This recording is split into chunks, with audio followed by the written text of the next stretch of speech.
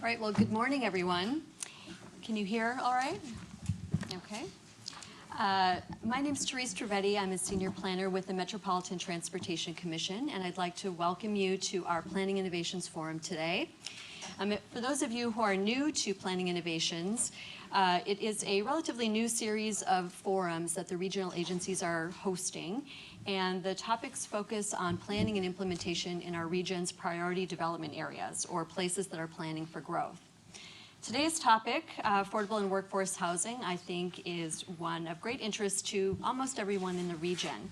These days, you can't really turn around without hearing another story or reading another article about how the high cost of housing and the lack of housing in the region is impacting all of us. And while it does affect all of us, those who really need affordable housing and workforce housing, they are the ones that this crisis affects the most. But we are fortunate today to have this experienced and esteemed panel who will be sharing examples about what is working in the line of affordable and workforce housing. They will be sharing their examples and some tools and new construction methods that will contribute to the construction of more affordable and workforce housing in the region. And while the panelists may not have answers to all of the challenges surrounding the delivery of workforce and affordable housing, I'm hoping that the ideas that they propose will really be something that we can all take back in our respective roles as we all try to address this challenge that we face every day in the region right now around affordable and workforce housing.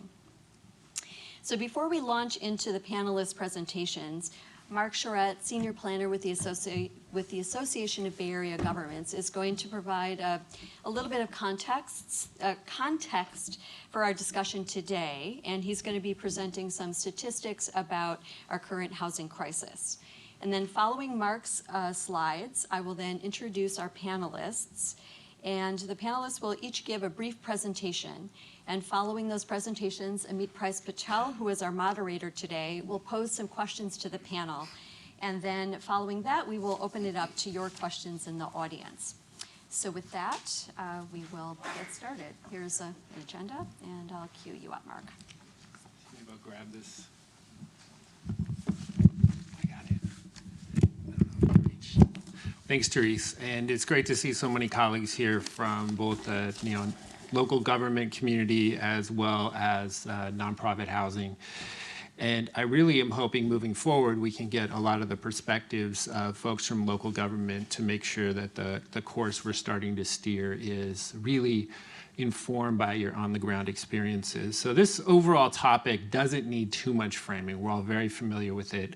We have a conjoined housing and transportation crisis with a severe lack of production of housing, particularly for groups that are under the average area median income. So if you're making 120% plus of the area median income, there is housing being produced for you, maybe not at prices that everybody is happy with.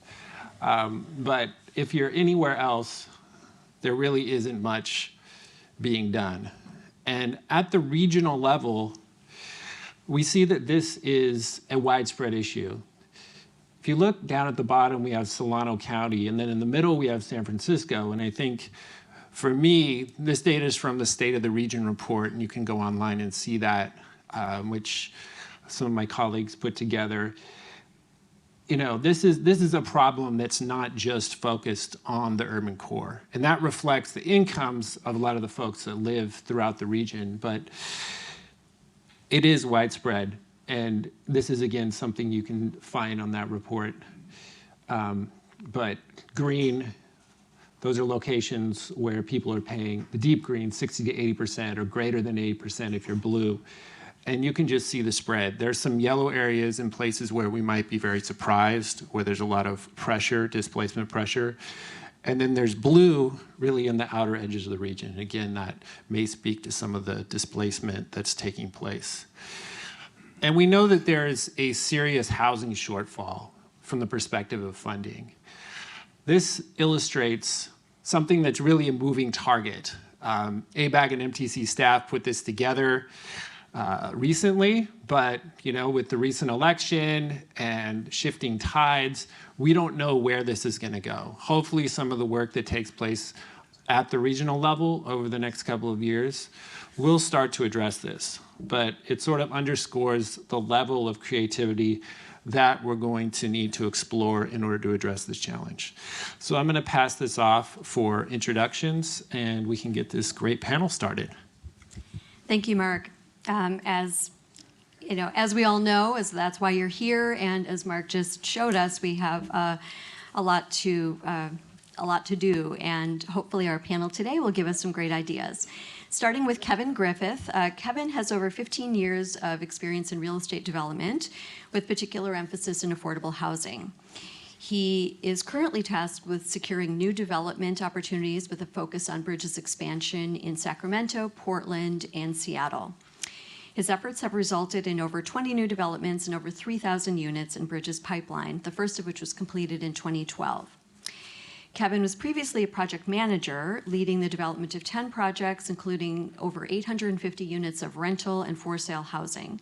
Before working at Bridge, Kevin was an assistant project manager with Mid-Penn Housing Coalition and a civil engineer for the County of Marin. He received a master's in city planning at the University of California and a BS in engineering at Cal Poly. Next up, we'll have Kate Hartley. Kate's 25 years of housing development work includes a wide range of experience. As an affordable housing developer, she built for-sale rental, special needs, and senior homes. She spent 4 years as an affordable housing financial consultant, specializing in tax credit syndications, tax-exempt bond financing, and expiring federal mortgage recapitalizations. As a project manager with the San Francisco Redevelopment Agency, she closed multiple transactions involving layered and varied funding sources, while also supervising architectural design, community outreach, and interdepartmental project approvals. Kate also worked 5 years for a for-profit development project manager overseeing warehouse conversions to residential use. Currently, she's responsible for implementing the San Francisco Mayor's Office of Housing's affordable rental housing programs, which includes new and preserved housing for homeless families, individuals, low and mod income working families, veterans, special needs populations, and seniors. Most recently, she led the closing of the Mayor's Office of Housing's $2 billion public housing recapitalization program, which rehabilitated and preserved 3,500 units of housing for extremely low-income households. Kate holds an MA from Berkeley Law and a BA from UC Santa Barbara. Next up, we'll have David Baker. And David founded David Baker Architects in 1982, and the firm has come to known for combining social and environmental concern with a signature design character. A leader in the affordable housing sphere, David Baker Architects has designed and built more than 10,000 homes across the Bay Area, including more than 6,000 affordable homes. David Baker will be honored this spring as a distinguished alum by the University of California, Berkeley College of Environmental Design. He has been recognized as a visionary leader in design by the Nonprofit Housing Association and a livability innovator in architecture and urbanism by Livable City. In 2010, David was given the Hearthstone Builder Humanitarian Award, which honors the housing industry's 30 most influential and innovative people over the past 30 years. Then we will hear from Alan Talansky. Alan serves as the Executive Vice President of Development for EBLNS Development. He leads the EBLNS mixed-use transit-oriented development practice and has completed the approvals of the Station Park Green Project, a LEED Gold certified ND development in San Mateo, California. At completion, Station Park Green will have 599 apartments and 35,000 square feet of commercial space in a TOD village with approximately 2.5 acres of parks and open space. As the primary real estate development executive at EBLNS, Alan is also charged with the responsibility of placing equity investments and creating new business opportunities. He advises clients on real estate development, finance, entitlements, and development strategy. He has led the planning, entitlement, and in some cases, the re-entitlement of several large-scale projects, including military base reuse, mixed-use development, greenfield development, and urban infill development. He has co-founded and leads the Development of Workforce Housing Division at EBLNS, which you will hear more about today. And prior to joining EBLNS, Alan was president of United Advisors, a consulting firm specializing in corporate restructuring, management, strategic planning, corporate operations, and financial structure. Alan is also very engaged and active in the Urban Land Institute and has participated in technical advisory panels in many cities around the region. And he's also very active in his community of San Mateo, from the Community College Board to the Chambers of Commerce. And then we also will have Amit Price Patel moderating our panel today. Amit is a principal at Site Lab Urban Studio in San Francisco. As an architect, planner, and urban designer, Amit has extensive experience with affordable and mixed-use housing, building, and neighborhood design in complex urban contexts. Amit has worked on several award-winning projects in the Bay Area, throughout the country, and in South Africa. Amit is a graduate of the UC Berkeley College of Environmental Design, Planning, and Architecture programs, and is currently serving as a board member of the East Bay Housing Organizations, or EBHO. And with that, I'd like everyone to welcome our esteemed panel and moderator, and we will then begin with Kevin.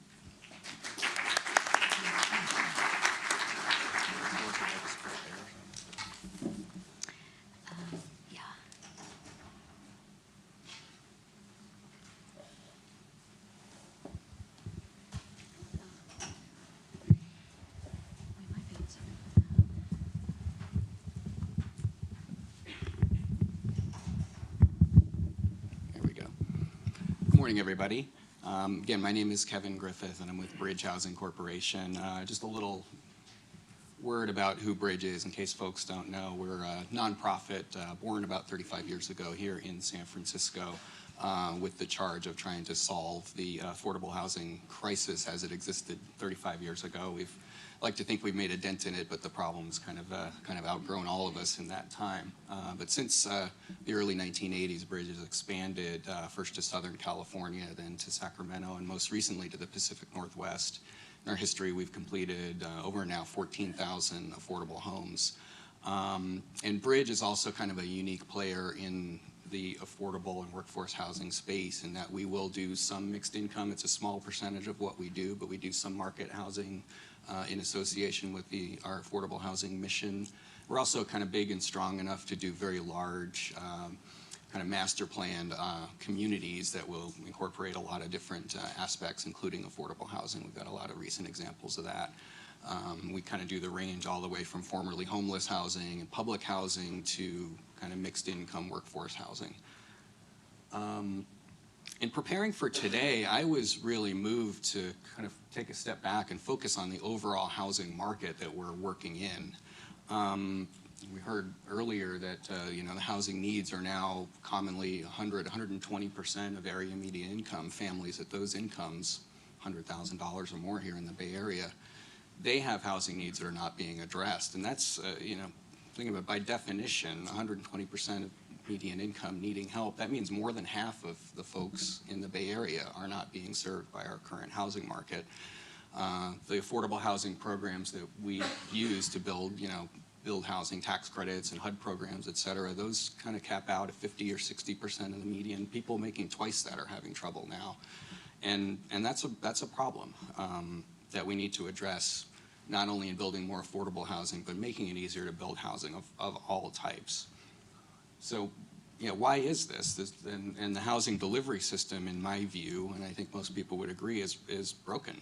It's too hard to add new housing right now, particularly in the Bay Area. The time, the expense, and particularly the risk are just too big of impediments to build housing at the scale that we really needed in this area. I think one of the stats we saw before in this economic cycle, we've created 10 times more jobs than we have housing units. And just that alone should tell you that something is wrong with the way we're doing things. The politics behind this, I think we need to admit that in the last couple of decades, we've kind of created an anti-housing culture, California and the Bay Area in particular. I think we're all familiar with the specter of kind of wealthy NIMBYs trying to protect and exclude people from the amenities that they have where they live. Lately, kind of depressing, especially depressing to me, we've seen kind of low-income communities joining the party to fight against housing out of legitimate fear of gentrification, but still fighting against housing, which is really the solution and not the problem. And it's created, all throughout the area, all throughout all levels of society, this anti-housing bent, which is really, I think, destructive. Lately, we've also seen interest groups using the California Environmental Quality Act not to improve environmental quality or bring environmental benefits or mitigate impacts, but as pressure to leverage projects to get benefits. And I think that's a really destructive recent development as well that we need to do something about. Politicians are commonly rewarded for obstructing new housing and punished for trying to come up with solutions. The image here on the slide is a project I did with David Baker in the last decade. This is what we should be doing. We shouldn't be pushing development if it happens at all out to the edges. We're not going to fill the bay or build on our beautiful open spaces. We should be doing transit-oriented infill development, and we need to make it easier to make that happen. So the consequences of this, and I think people are probably pretty familiar with this, it hurts all of society, but in particular the low-income folks that Bridge and myself are interested in helping to gain a foothold here. We see the consequences in intolerable long commutes, the pollution that's associated with that. Gentrification pressure obviously is fueled by the lack of housing supply. We see the impact of this, and people have studied this, in lack of social mobility. Particularly in lower income communities, increases in segregation and isolation. And of course our vital workforce is priced out more than ever. We've seen in the last school year in both San Francisco and Oakland, hundreds of teacher positions unfilled.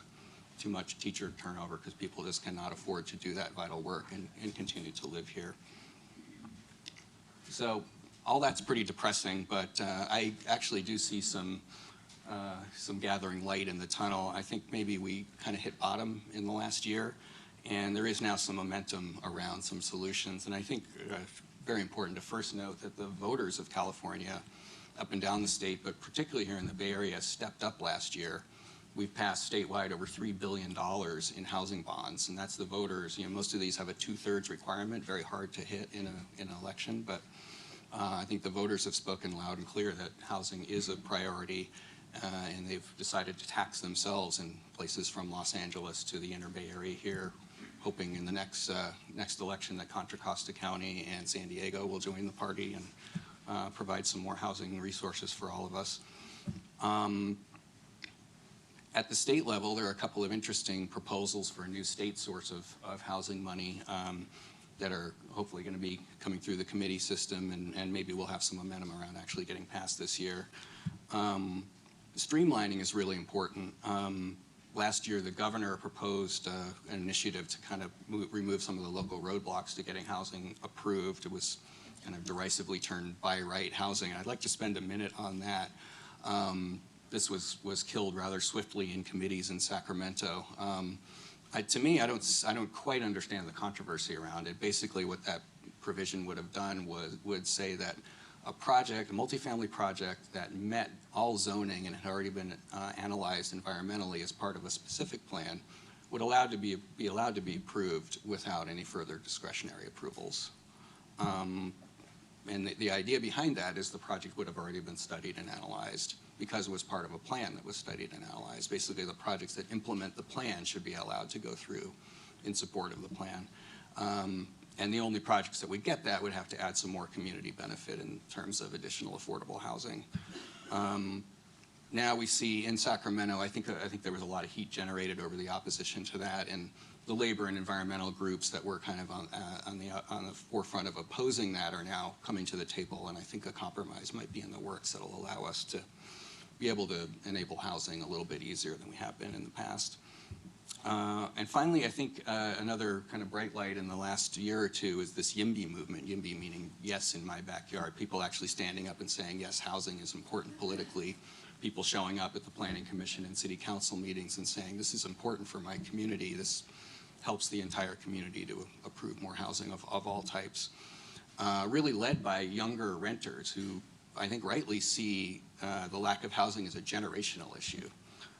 A lot of folk, you've asked most folks my age, they say, well, if I moved here now, there's no way I could afford my house. And I think younger people are saying, I feel like I deserve to be part of the Bay Area and would like that opportunity that you had just by virtue of when you arrived here. So I think that's a positive sign, and there is some positive momentum on all these fronts going forward. So let me switch gears now. Some things that local governments can do to help the situation.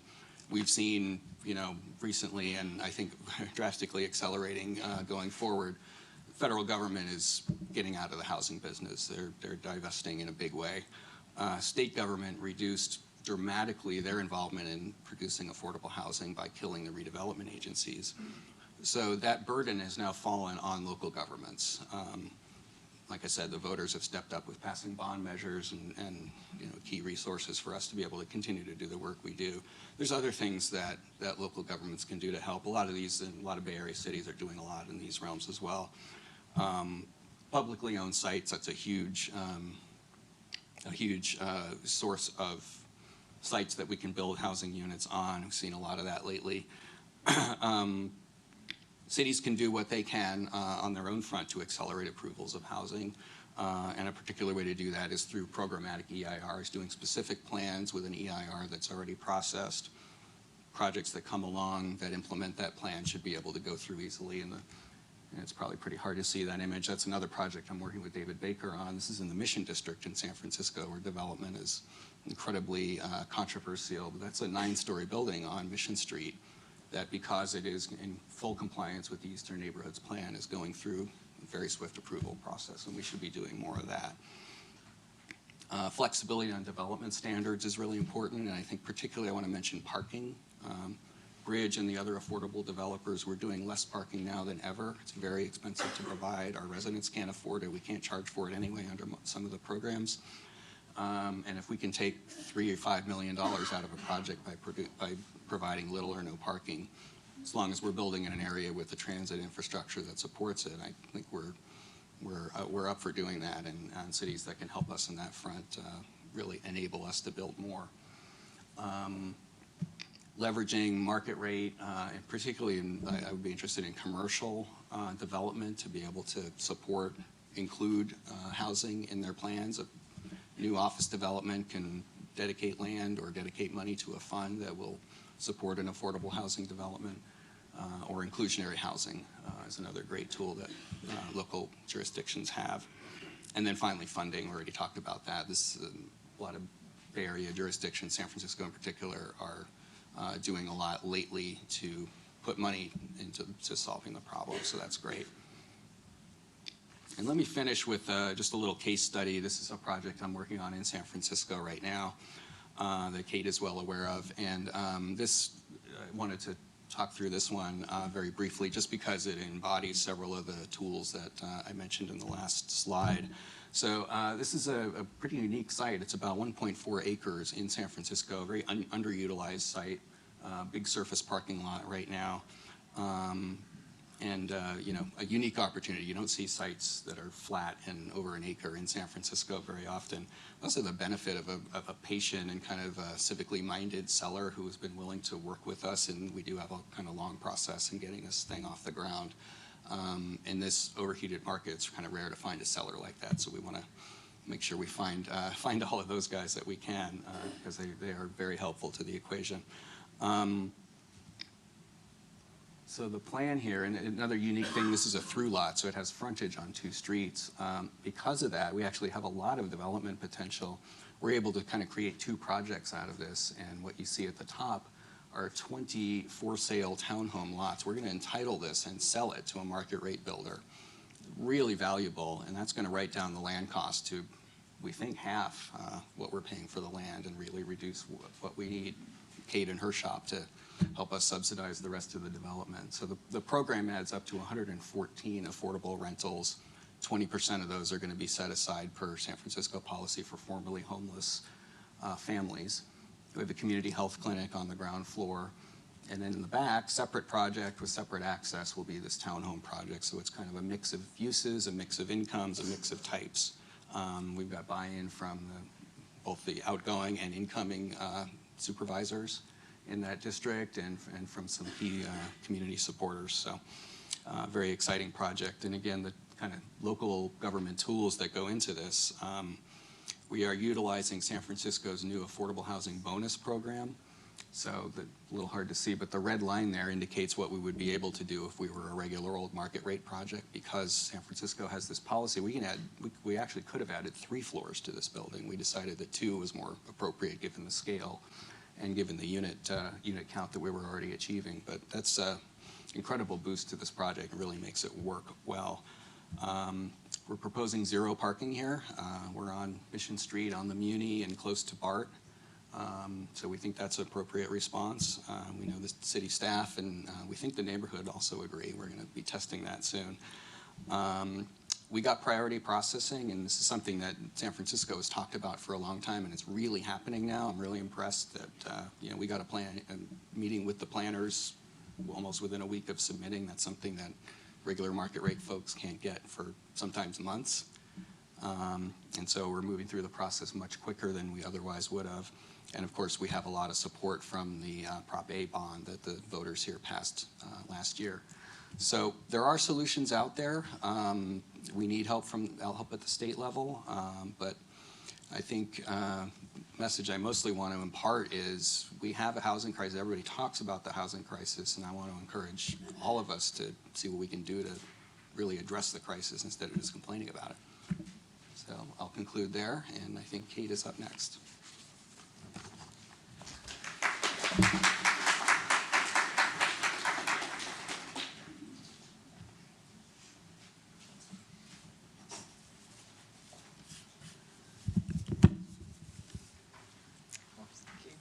Hi, everyone. So great to see so many people here, and I'm very happy to be here. And I don't have Kevin's nice baritone, so I'm going to hold my mic. Thank you, Kevin, for that great introduction. And I just want to commend Bridge's work. They're an amazing developer, and we're so lucky to have them working in the Bay Area and the Western region, actually. I'm going to go a little deeper into many of the things that Kevin introduced, just to talk about what's good, what's bad, what can we do? When I go to work every day, I sometimes feel like I'm in a Dickens novel. It's the best of times and it's the worst of times. What's great about San Francisco is that we have a lot of resources. We have, I'm working with a budget right now that's $100 million a year over several years. Now that's probably going to decline over time because we rely on inclusionary housing fees. But $100 million, I mean, that's really unusual for Bay Area cities. So it's amazing that we have those resources. We have great developers like Bridge who are so professional, and they're getting out there and they're doing great work. Architects like David and Amit, we're just such a good design community in San Francisco. And we have political will. Every supervisor in our city falls all over themselves to talk about what they're doing above all others for affordable housing. And our mayor is so committed to affordable housing development and really spent tons of political capital over the last 3 years in making sure that we were able to transform every single unit of public housing in our city, which serves our most vulnerable residents. And yet, it's still really bad. I mean, I feel like we're running in place sometimes. If you look at the affordability gap in San Francisco, the average 2-bedroom is $4,500 a month, market rate. So even if you make 150% of area median income, you still can't really afford at 30% of your income to pay rent in San Francisco. And if you are interested in, in buying a home, well, forget it. I mean, unless you have, tons of money under your mattress or rich relatives or something, or you're lucky enough to be a winner in our affordable housing lottery that we have, and, we're oversubscribed in some lotteries, 100 to 1. It's really impossible to buy a home for a regular working family in San Francisco. Now, you can see what rents have done since 2010 and the recovery. We had about a 9% unemployment rate during the Great Recession. It's about 3.5% now. and rents have just skyrocketed over that time. And then you can see what our housing to population ratio has done. As Kevin really well described, we are not building enough housing. We're certainly not building enough affordable housing to meet the huge job growth that we have. The other thing that is of great concern that, there's tons of talk about this, but this is really real in San Francisco and the Bay Area, and that's income disparity. So most people have had very modest income growth over time, over the last 30 years, except for very wealthy people. And to the extent we have this tremendous job growth in certain sectors with the ability for a certain segment of the population to pay much, much more than a regular working household, well, we see what happens with displacements, eviction, and just the out-migration of the working class from San Francisco. So that's really difficult to deal with. And then disinvestment. We don't have support from our federal government. We don't have support really. It's starting to change a little bit from the state government. But we do have a housing policy in this country, and that is, let's give tax breaks to homeowners. And the mortgage interest tax deduction is the biggest housing subsidy that we have in this country. And then you pile on the capital gains exclusion, the property tax deduction, and we are providing housing subsidies for affluent families who oftentimes do not need it. Compared to $6.7 billion a year that goes into the Low-Income Housing Tax Credit Program, which is the only financing vehicle we really have left to finance affordable rental housing. That's 4% of all the subsidies that we put out annually. That's our housing policy right there. If you just diverted a small portion of that mortgage interest tax deduction, you could have an income test if you make over $200,000 a year, whatever the case may be, and you put $20 billion into low-income housing tax credits more, it would be a game changer. We don't do that. And it's not that there's not political effort happening to try to make that change. Keith Ellison, the congressman from Minnesota, has been working on this valiantly for years, but there's just not enough political momentum because so many people do benefit from that mortgage interest tax deduction. But you see the consequences of not having subsidies for regular working renting households. So that's really grim, and that's the worst of times for sure.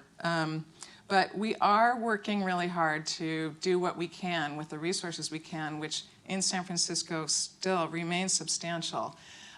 We are producing a huge amount of housing relative to many other Bay Area localities or even California localities.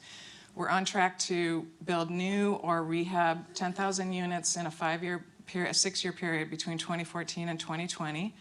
Some of those images Kevin showed you are part of that, which we're really excited about. We have super strong inclusionary fees that are coming in. I mean, the inclusionary fee on a market rate 2-bedroom unit is about $330,000. So if you're a market rate developer, you pay, or you build on site, which is great too. We put as much public land into housing as we can. We build on public lands. Most of our projects in our pipeline right now are actually on surplus properties.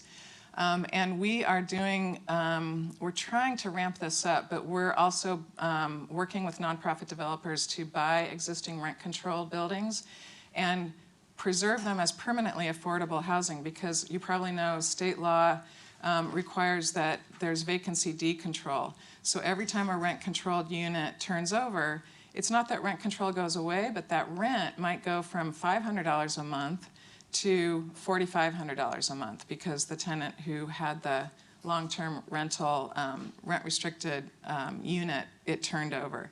So there's a loss of affordability over time. We also, as Kevin mentioned, are trying to build denser, smarter, faster, everything.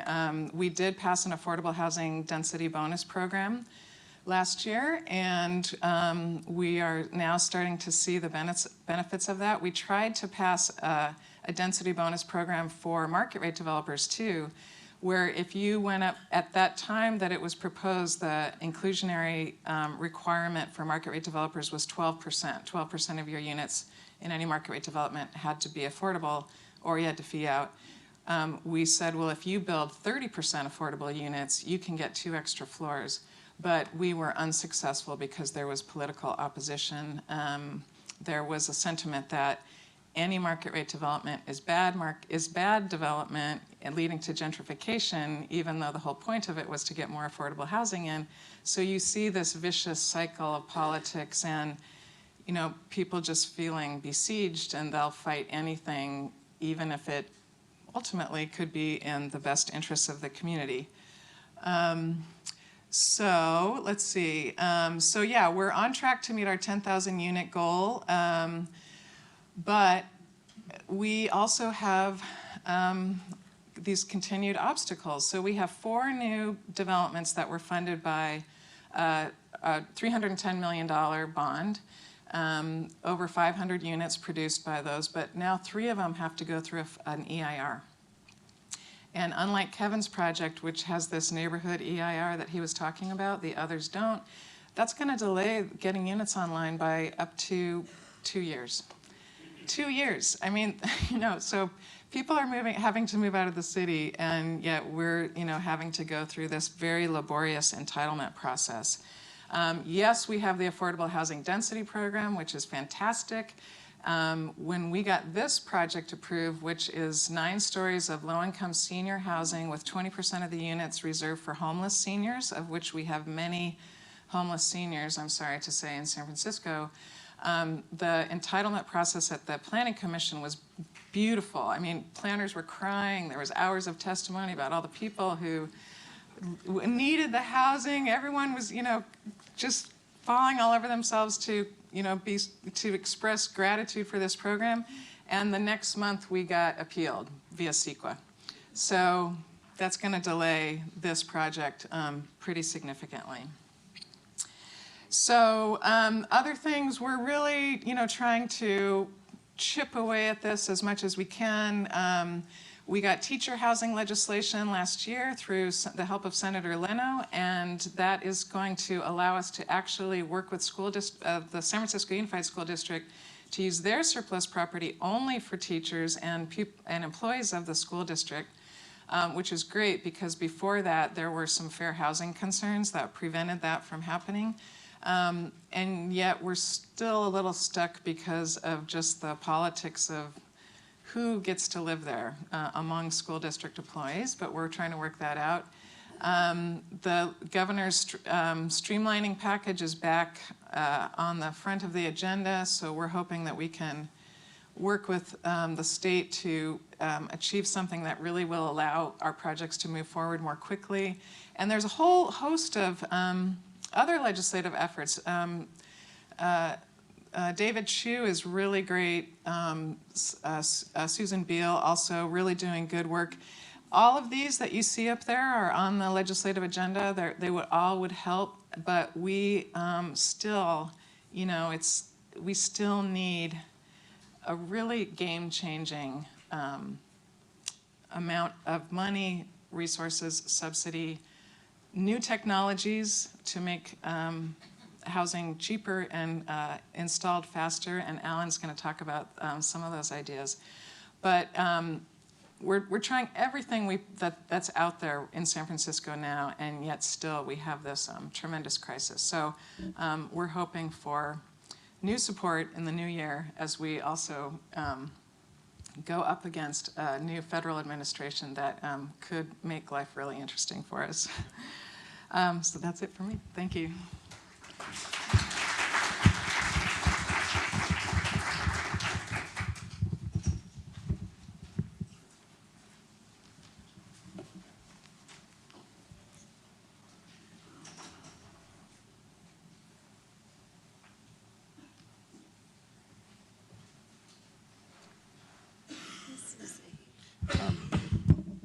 I'm David Baker, and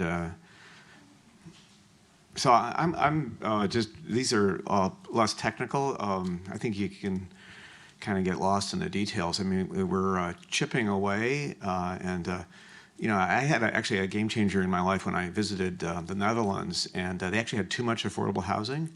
So it's possible. Now they have they pay higher taxes, and it took them 100 years. But you know, so the thing is, you just got to keep at it. But also, I'm just going to say that I think there's a lot of confusion between affordable and workforce, and it's not really versus, but you know, I think that affordable, I'm going to say, is something that's provided primarily with public investment, and it serves vulnerable populations. And this is something that under the previous times was served by, you know, slums or dying, right? You like died on the streets because there was nothing, there was no program. So at some point we decided to do that. It's a wonderful humanitarian thing to do. It's very expensive, and there's all these programs available to do it. So I think that that's what affordable housing is to me. Because, you know, it's one of these things where affordable, you know, what's affordable mean? Well, everything's affordable because people are buying things. If somebody could buy it, they can afford it. So, you know, it's one of these kind of words, definitions that has, nobody really knows what it means. We just kind of view the meaning implicitly. But to me, it means housing for vulnerable populations with direct public investment. And it's essentially impossible for the private sector to provide that because there's no money in it. The private sector has got to make money. No money, you don't do it. But what's important, and I think not to lose sight of, and I'm going to go through this really quickly, is that we don't, you know, throw the baby out with the wash water and, you know, build housing. There's a period where we built a lot of federal housing, and we decided that we wanted it to be really not so nice because that was going to save money. And then we pretty much torn all that stuff down because it was not so nice. So it's important not to lose sight of doing it well, but not wasting money. So I'm going to go through really quickly some ideas about doing good housing that's beloved so that people don't trash it and stop maintaining it. And it becomes like all the HUD stuff, which we just completely rebuilt. Yeah, tore down completely. So these are just principles. So this is reweave the urban fabric, and that just means think outside the property line. So if you have a situation, this is in Oakland, Tasafaranga, where this was a government, actually old military housing authority, and we just connected it to the city and the resources that were there, like the school and the library, which you couldn't get to, and then make big moves. So this is a something where, you know, there's a lot of pressure. They call it value engineering. It's also called taking all the good stuff out. And so if you make a volume or you make the design have something that basically nobody goes, well, you know, I think we should get rid of that round part because that's going to save a lot of money. It's harder to do that. They can say, well, we'll get rid of that zinc part because the zinc costs too much and we'll replace it with a hardy board or, you know, really lumpy cement plaster. Okay, a little goes a long way. So this is, I think it's like, you know, imagine a meal you make with no spices, and, you know, it's who wants to eat that, right? But you don't want to overwhelm it with spices. You don't want every meal isn't a Viennese tort. So we also call this the 80-20 rule. It's just the idea is, hey, let's do a little bit that isn't hardy board and stucco, and that's what this represents. That's actually Rhine zinc. Now this is another good example. We were talking about how we should keep building during recessions. We love recessions as long as we can still sell bonds, because the construction, this thing was way, millions of dollars under budget, because basically, you know, like you had all these carpenters standing on the side of the road going, you know, we'll frame for food. And that just shows how much of this building is actually expensive, and the rest is just, you know, well, I like to call it straightforward and not crappy. Activate the edges, that just means it really, if you value engineer, for a long time you couldn't do this because it was just, you couldn't do it because you had to put the parking down there, you weren't going to be able to rent it, so we just had parking garages under housing, and gosh, it was really awful. So this is just, you know, put retail or stoops or light industrial. We just did a project where we ended up with light industrial that was CCA, the California College of Arts is using. It's fabulous. It just shows, and it's really actually hard to do, and you have to really stay on it. a lot of these really simple things are harder to do. So just relentlessly activate your edges. Be welcoming. That just means make the front door really nice. And, it's sounds silly. I went to school and I had a mentor, Joe Escherick, and he was he was an advocate of stupid design. So the stupid thing is to make the front door really nice. That's like not a really highfalutin concept, but it's amazing how often it's forgotten. And so this is just another example. We do these actually manufactured in Oakland with who's become an old friend. You see the K, we always do that door, which is actually a more efficient way to do the door, strangely enough. But yeah. So then cultivate connection, and this is just the idea that you put things together that produces synergy. So if you can see the numbers here, the 1 is actually an after-school classroom. 2, that's the tot lot, which are these gorillas, which you can't buy anymore because the manufacturer was worried about liability. Yep. 4 is the community room. There's a terrace outside, and there's a community garden over on the right there. And that just means when you do that, then people run into each other, and they talk to each other, and they have more connections, and more connections are really good for people. Enlightened circulation. This is one that gets us in trouble, but we think that California is not Minnesota. So this could mean as simple as having a window in the corridor. And if you go, I don't know how many people are gamblers here and they spend a lot of time in Las Vegas, but if you go to Las Vegas, you'll notice that none of the hotels ever have a window anywhere except in your room, maybe. But certainly in the public spaces, never a window, because they want it to be really awful, because they want you to go downstairs and gamble. But we can also do open air circulation. This is open air circulation in Sacramento. It's really nice, and affordable housing in particular, has a lot of people cooking a lot of really delicious stuff, and the mechanical system never works. So if you go down the corridors, you all smell all this great stuff, and if it's open air, it's nice. So it's a kind of a dumb thing. The mechanical system is supposed to work, but it never does. So this just shows, this is a project in West Sacramento we just did, actually with Bridge. Really nice open air circulation, and we had a green stair, so that's all open air. Get personal, that just means, in this case, this is individual garden plots, but also can mean things like this. These are individual kind of doorbell signage areas where people can put little displays out. And these are absolutely amazing. When you do that and you give people a little spot, people just rush to fill that void. So the steel one there, you can write on it with chalk, you can use magnets. People go crazy. The one on the left, actually, Christmas decorations went all on the door, and had people with giant keep out signs stuck there. And it's also a doorbell, and with LED lighting, we think we can make it an individual door light pretty easily. Art for all, it's really, really, really important to have art in buildings. How do you do that? It's expensive.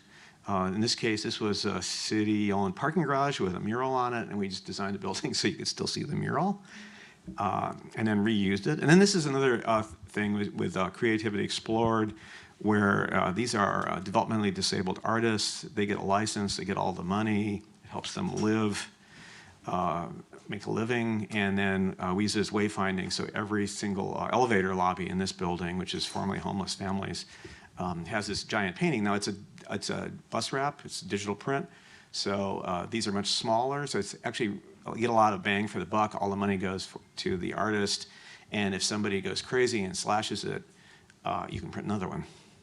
Which is, something to think about. People talk about things like that. What am I going to do with this original piece of art after somebody destroys it? Okay, workforce housing.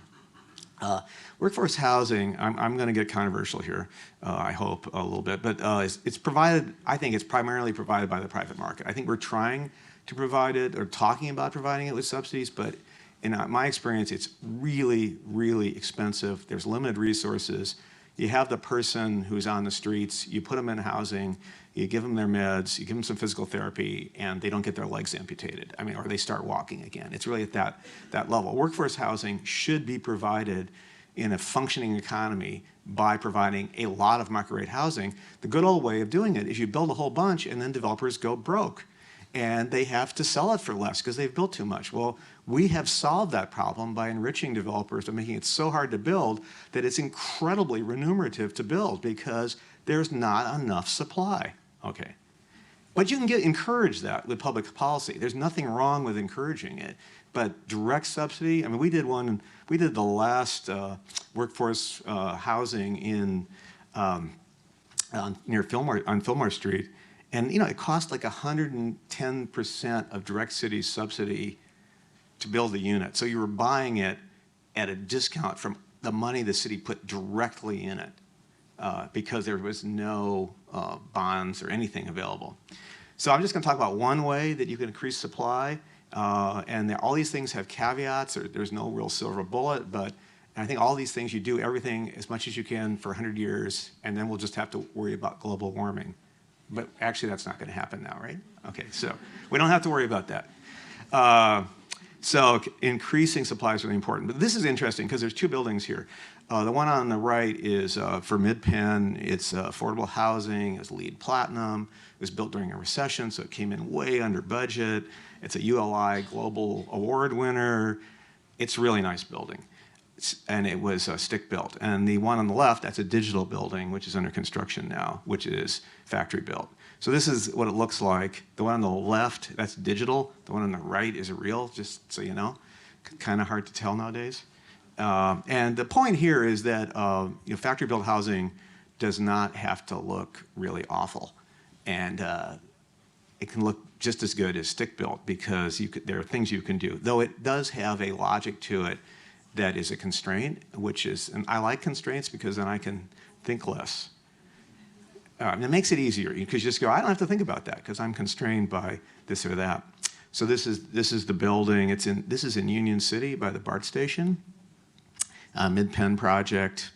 Back in the days of redevelopment, they told us we needed 20-foot retail. We had to put it in. They paid for it. Very nice. This is looking across a nice public park, basically essentially from right by BART. All this good stuff, big entry, looking through, so that's a Feng Shui compliant entry decompression zone, that's the technical term, which leads to this pool on the other side because, if we had a recession and actually the market rate housing down in San Jose was renting for less than the affordable because so many people lost their jobs, they left.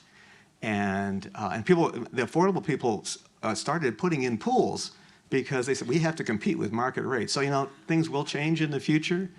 And this is not like 100 years ago. This is 10 years ago. Okay, this is looking at the building, public art, great play structure. Then we'll look back, and then you can see there's the new modular building. There it is with the play structure. So, all kinds of good stuff. This is a market rate development. It had subsidy in the form of the TOD. I love this. We passed a big transit-oriented development bond fund, which basically pays for your gigantic parking garage, which is like one of those. It's kind of like the MTC not having public parking for bikes out in front, but they're getting it. They're getting it soon. So this shows the pool on the inside. I'm just saying, it'll happen in its time. And then this is 11th Street looking at this, the modular. So this is it being built. Now this is one of the rubs. You can't build it in California right now. There's nobody building it. This is built in Idaho. A lot of Trump voters there. This place, is a really fun place. But these guys are putting this together. There's a huge effort to build it in California, and I think we're going to need that because unions have to be on board, so it's got to be a union job, but it's not going to be, there's going to be one factory in the Bay Area. But if we're going to build thousands and thousands of units, we have to have a factory in the Bay Area, and people have to get used to that idea. This is all the boxes sitting out there in Idaho, and then this is in Idaho, so this is what happens. This is what it looks like. You can plug it in. You could make dinner in this unit before it comes here. So the way this saves time is that's the site. So at the same time they're building those boxes, they're building the foundation, and then the boxes come. It took like 30 days to put all the units in place. So there they are going in place. Quite amazing.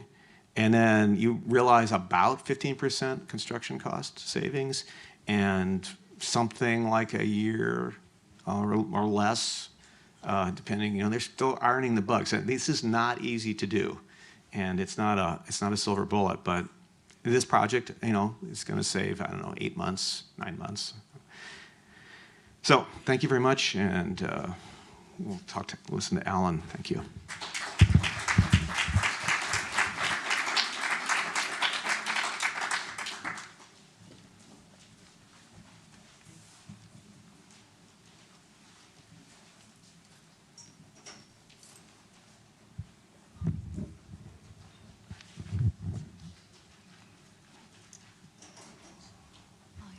Thank you. Thank you, Therese. Well, let me tell you a little story. A lot of people say, why would someone who's a market rate developer in the business to make money decide to get into the workforce housing business? Well, first of all, developers love workforce housing because there's no real definition of it. At least in below market rate housing, we have a definition because the government has set up a lot of definitions in different communities. But those definitions are there, and we believe they're very limiting. We're doing workforce housing because after many years of running a profitable company and amassing a reasonable amount of money, we decided that I should be doing something, my partner and I, that was very difficult to do, nigh on impossible. And that's develop an economic model for workforce housing that didn't depend on public dollars and public subsidy, and was able to house workers. And not only workers who were working at a below market level, but workers who were working above a below market level, up to 120 or 120, but even more. Because what we have is we have a situation right now in our community where our policemen, our firemen, our teachers can't find housing, so we lose them, or we can't even hire them. And right now, a lot of people are aging out of our workforce. And as people retire and we get younger workers, what's happening, we even have fewer of them being able to live here. In Foster City School District, the elementary junior high school district in Foster City, they lost 16 contracts this year, 16 teachers because they couldn't find a place to live. And these were all young teachers. But what we did is we put up some money, several millions of dollars, to build an example project and build a method to build workforce housing.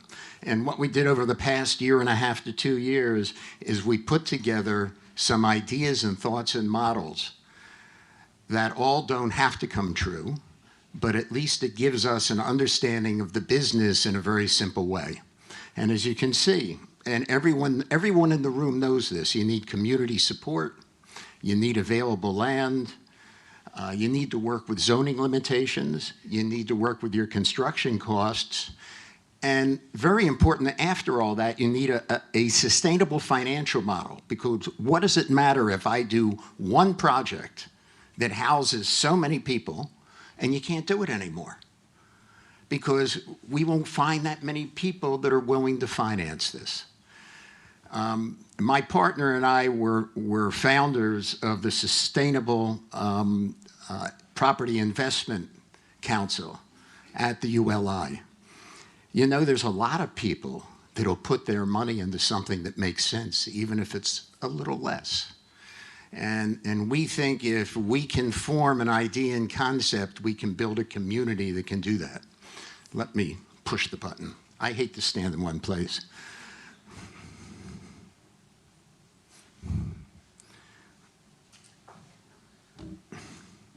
Oh, this doesn't have a...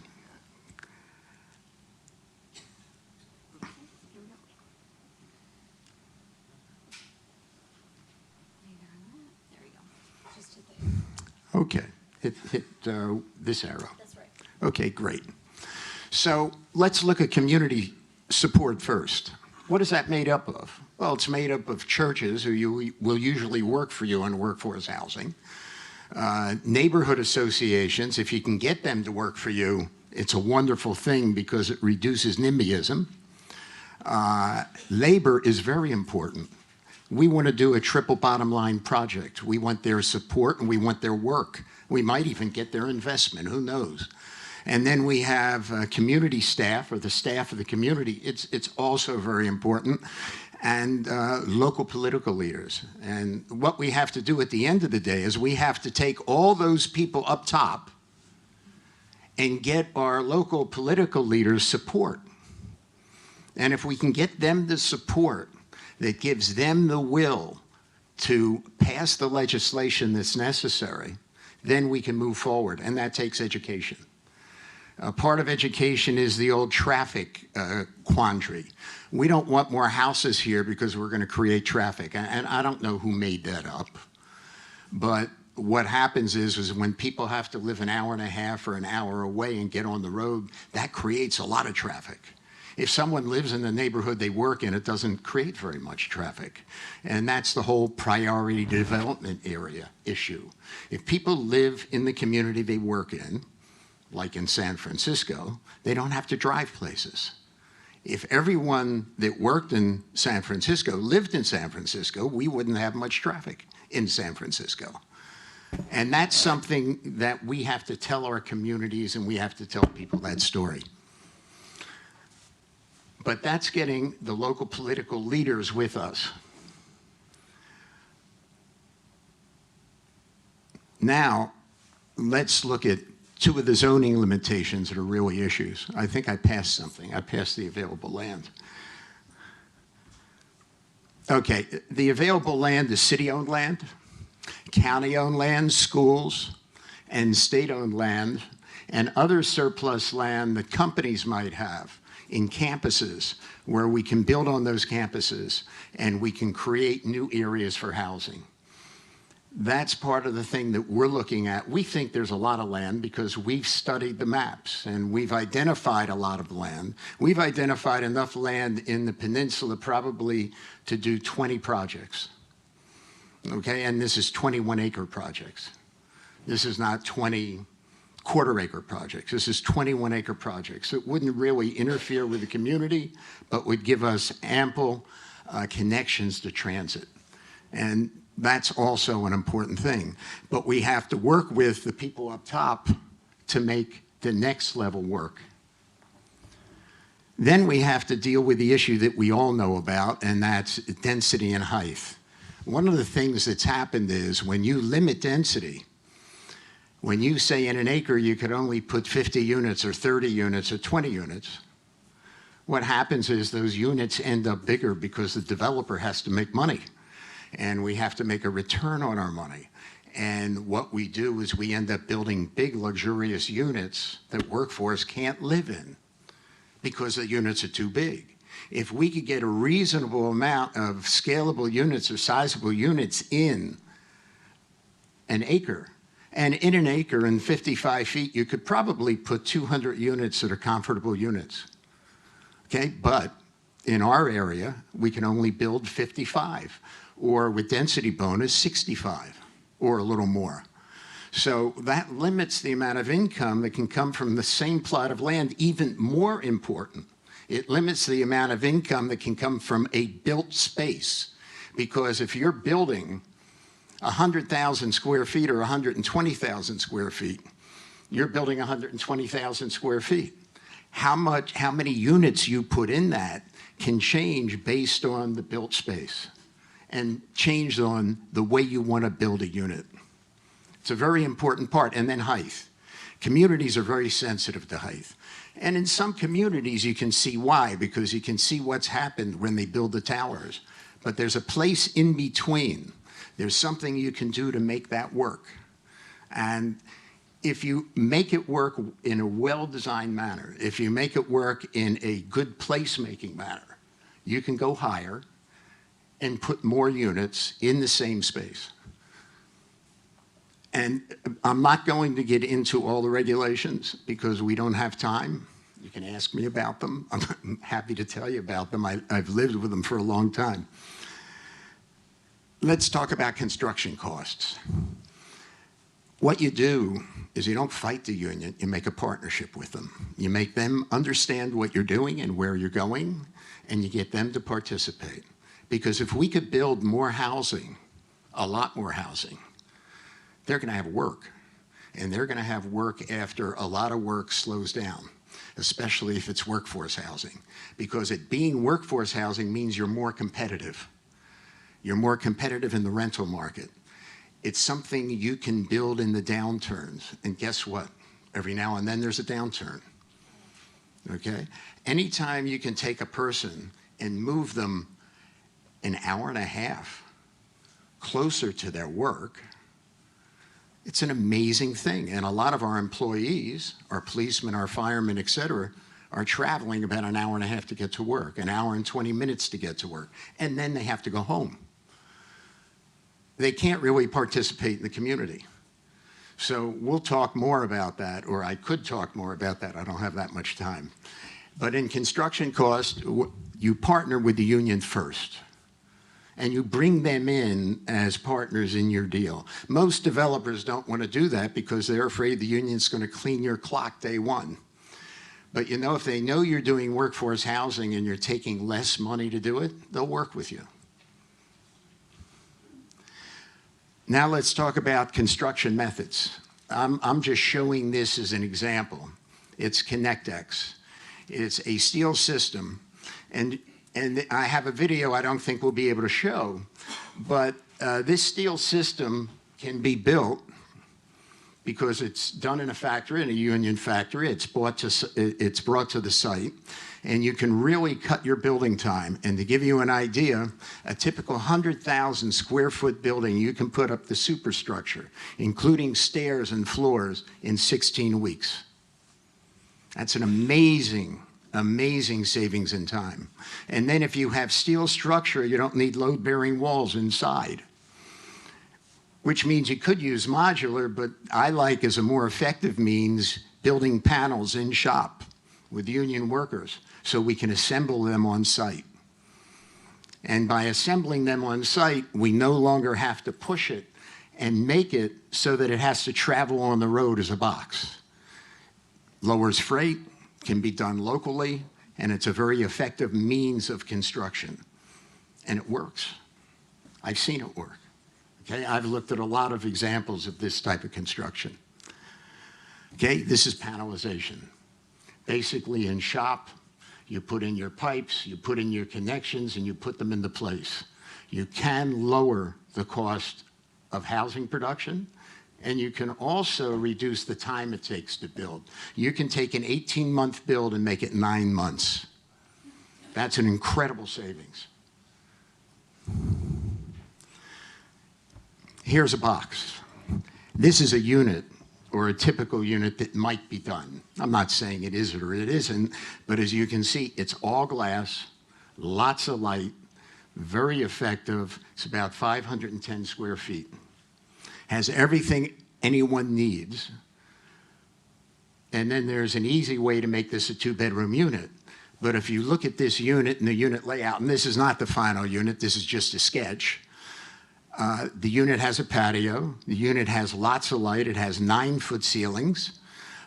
It has a washer dryer, has to have a washer dryer, because if you don't give people a washer dryer, they think they're living in penalty space. It's just not good. I don't want to live without a washer dryer. I think I'm running over time, aren't I? No? I don't want to live without one. I don't think people should live without one. A great bathroom, and again, I'm going back to it, lots of closet space. If you're going to live with a wife or a girlfriend, even if you're single, you need closet space or it's not living real. And what you want is you want it designed so people feel very good about it. Now we're going to talk about finance, and that's really the fun part of this, because I come from an investment banking background, and that's finding money when there is none. It's a great profession because you can make money, you can design money. When you look at putting this together, you of course need income. And income means you have a variety of rents in one place, which means you might have people making $100,000 in the same place as people making $40,000. Very important to blend that, very important to mix that. If you have your cost, if you have your density, you can make that happen. And then you look at the income the equity is going to get and how much equity you need.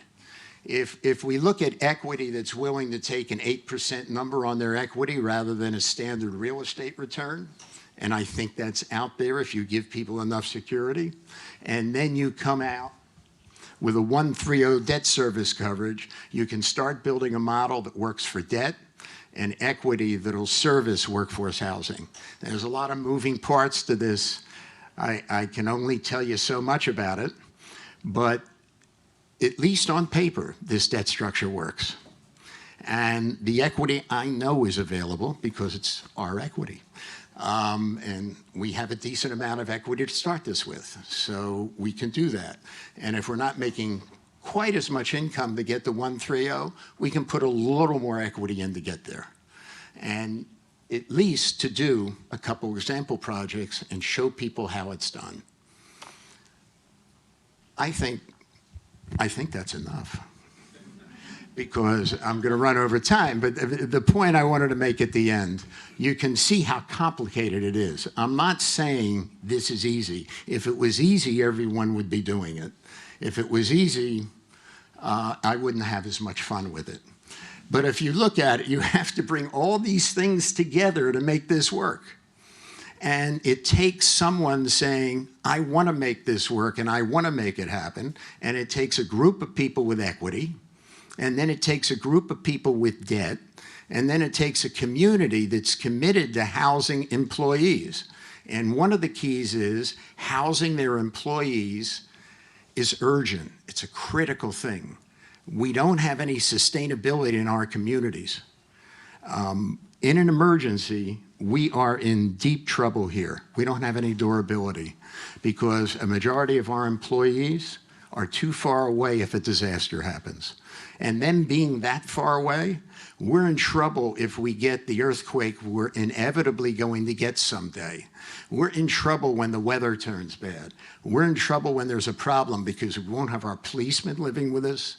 We won't have our firemen living with us.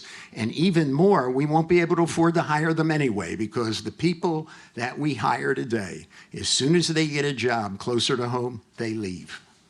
And there's a huge turnover in our community, in all the communities in the peninsula, in San Francisco, of these really important workers.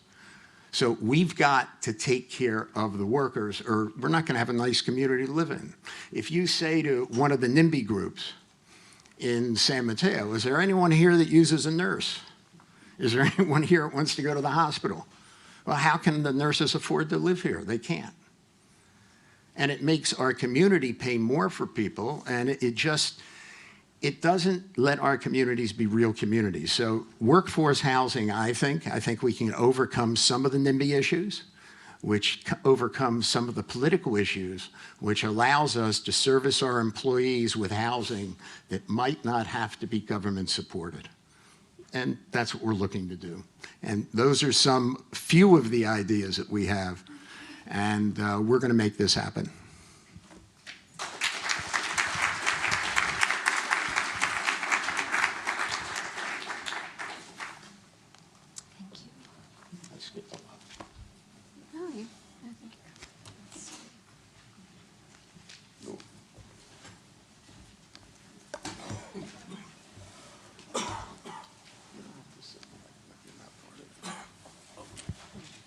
Your hands are full. Good morning, everyone. My name is Amit Price Patel. I'm with Site Lab Urban Studio. I've had the pleasure of working with all of these people on the panel in various ways on different projects over the year, and those were really excellent presentations to get us started on the conversation. What you see up on the screen is a summary from a report that was done recently. It's called A Toolkit to House California's Housing Gap by the McKinsey & Company report. And they basically summarized the situation by saying that California needs 3.5 million housing units by 2025, that's 8 years away, to bring down the cost of housing so that it's at an affordable level and there isn't overcrowding. So as you can see by the cover how depressing that is. It's pretty ominous looking. But up on the screen are some of the ideas that they came up with, and they range from ideas about finding land and space for housing, removing barriers to development, making approvals easier and more predictable, ensuring housing access, so making sure that there's financing available for housing, and then the last piece is reducing construction cost, all of which were addressed by the presentations.